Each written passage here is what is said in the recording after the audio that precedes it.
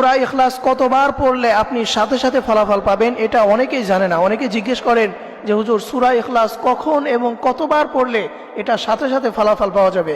এটার জন্য সবথেকে ভালো যে সময় সেটা হচ্ছে শুক্রবার দিন আসরের নামাজের পর থেকে নিয়ে মাগরিবের আগ মুহূর্তে। এই সময়টুকু আপনি যদি সূরা ইখলাস পাঠ করতে পারেন তাহলে সাথে সাথে এর ফলাফল পেয়ে যাবেন।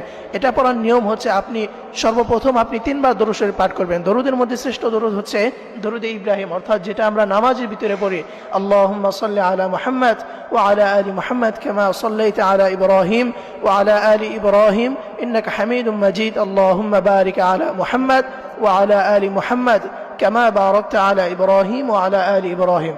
আপনারা এই দরুদটি পাঠ করবেন, অথবা আপনি যদি এটি না পারেন তাহলে আপনি ছোট্ট দরুদ সাল্লাল্লাহু আলাইহি ওয়াসাল্লাম এটাও পড়তে পারেন।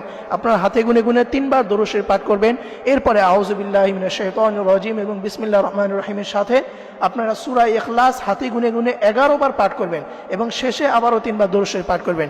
এটা যদি আপনি শুক্রবার দিন আসরের নামাজের পরে আপনি যদি এই আমলটি করে আল্লাহ তাআলার কাছে এভাবে চাইতে পারেন, আল্লাহ এই সূরা ইখলাসের ভিতরে আপনার পরিচয় রয়েছে, এই জন্য আমি এই সূরাকে অনেক ভালোবাসি, অনেক মহব্বত করি, অতএব এই সূরার উছিলাই করে আপনি আমার জীবনের সকল অভাব দূর করে দিন, আমার যত সমস্যা রয়েছে সকল সমস্যা আপনি দূর করে দিন, আমার রিজিক আপনি বৃদ্ধি করে দিন। তাহলে আল্লাহর কসম করে বলছে আপনি যদি এইভাবে আমল করে আপনি যদি আল্লাহর কাছে বলতে পারেন, ইনশাআল্লাহ ইনশাআল্লাহ আল্লাহ রাব্বুল আলামিন অবশ্যই আপনার সকল সমস্যা দূর করে দিবেন এবং আপনাকে রিজিক দ্বারা ভরপুর করে দিবেন। সুবহানাল্লাহ।